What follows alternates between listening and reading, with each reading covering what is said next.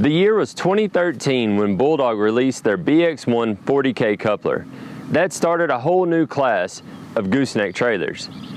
Fast forward 7 years and we bring you the 40K Telescoupler.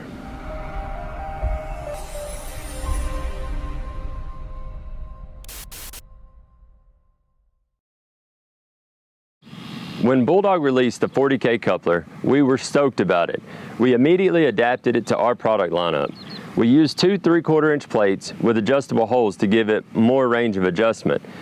It worked, it was functional, but we knew there had to be a better way. So with the engineer beam thought process in mind, we developed the 40K Telescoupler. The Telescoupler still uses the BX1 Bulldog coupler head, but the magic happens right in the center section. There's 7 inches of travel in the top adjustment and 3 inches in the bottom adjustment. This allows you to hook up to not only a 1-ton, but also range up to a semi-tractor if needed. The Telescoupler is part of the 40K package, available in the FMAX216 like this one and the FMAX312. Jump on our website, there you can build one to fit your needs. Follow us on Facebook and Instagram, subscribe to our YouTube channel for all of our latest videos, and we'll see you on the road.